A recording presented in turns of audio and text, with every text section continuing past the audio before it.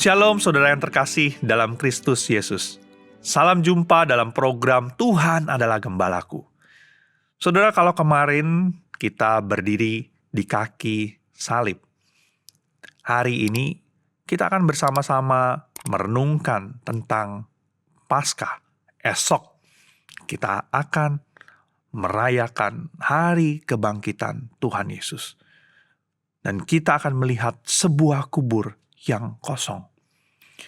Saudara, kalau salib itu menunjukkan kasih yang menderita, kebangkitan menunjukkan kasih yang menang.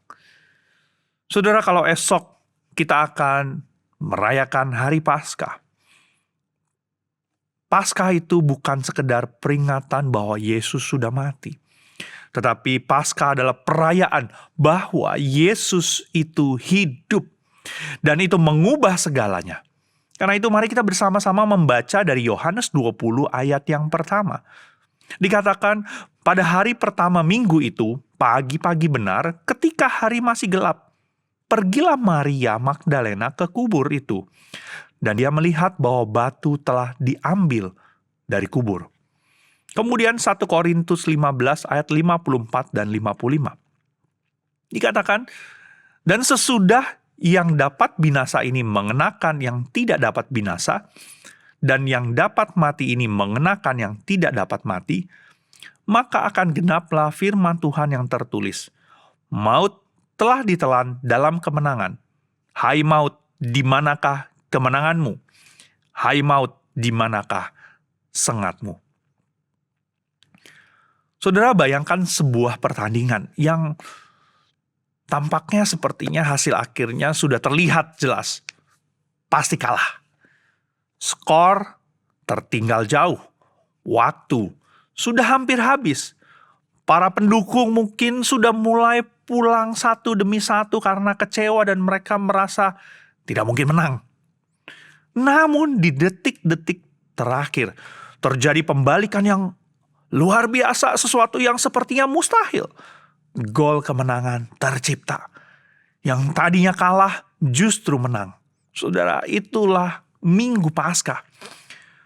Pada Jumat semuanya tampak selesai. Tidak ada harapan lagi. Tuhan Yesus mati. Harapan itu terkubur. Murid-murid bersembunyi. Namun pada pagi itu batu sudah terguling. Kematian yang nampak menang ternyata dikalahkan. Yohanes mencatat, pagi-pagi benar ketika hari masih gelap. Perhatikan kalimat ini. Masih gelap.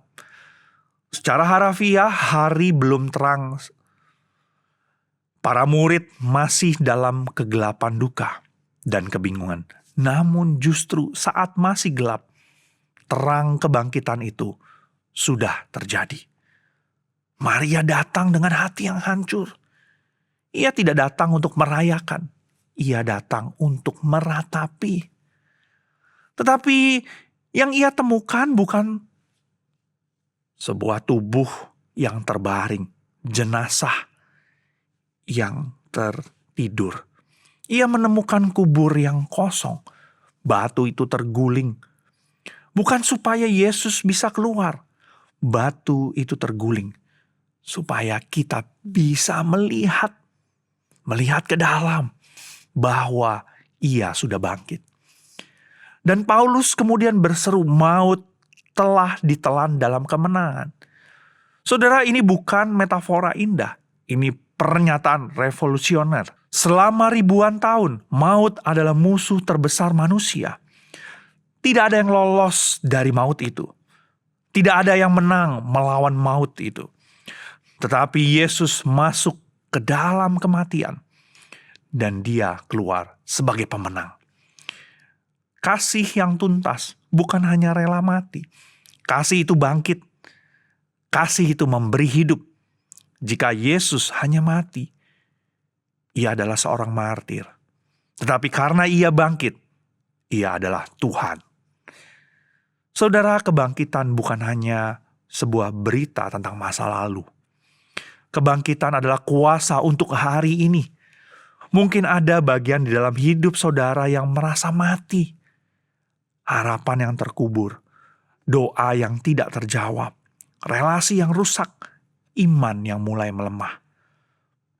Paskah berkata, kubur bukan akhir. Tuhan kita adalah Tuhan yang ahli membalikkan keadaan. Ia sanggup membawa hidup dari tempat yang paling gelap sekalipun kepada terang. Dan yang lebih penting, kebangkitan menjamin setiap kita bahwa kematian bukan akhir dari cerita kita. Karena Kristus hidup, kita pun memiliki pengharapan kekal. Tidak ada penderitaan yang sia-sia. Tidak ada air mata yang akan abadi. Kasih yang pergi all the way, sampai salib juga pergi all the way, hingga kemenangan. Saudara terkasih, salib adalah bukti kasih. Kubur kosong adalah bukti kemenangan. Kasih yang tuntas tidak berhenti di penderitaan. Ia bangkit di dalam kemenangan. Karena itu saudara-saudara, besok saat kita merayakan Paskah, jangan hanya percaya bahwa Yesus bangkit. Hiduplah sebagai orang percaya bahwa maut sudah dikalahkan. Karena juru selamat kita hidup, kita punya alasan untuk terus berharap. Biarlah kita boleh terus menjalani hidup ini dengan penuh harapan bersama dengan Kristus.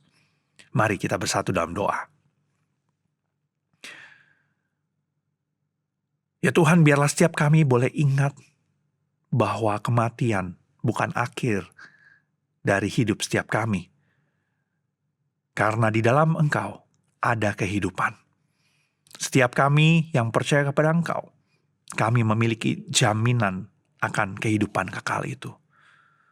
Kami bersyukur kami mempunyai Allah yang hidup, bukan Allah yang mati. Allah yang hidup itu adalah Allah yang akan selalu menyertai setiap kami. Mungkin ada di antara kami yang saat ini merasa mati, putus asa. Iman kami mulai melemah. Tapi biarlah kami boleh melihat kubur yang kosong itu. Allah kami, Yesus, sudah bangkit untuk setiap kami. Dan biarlah kami boleh menjalani hidup ini dengan penuh harapan di dalam Engkau. Pimpinlah kami ya Tuhan, tolonglah kami. Kami serahkan diri kami sepenuhnya ke dalam tangan-Mu. Di dalam nama Tuhan kami, Tuhan Yesus, Allah kami yang hidup, kami berdoa dan mengucap syukur. Amin. Tuhan Yesus memberkati.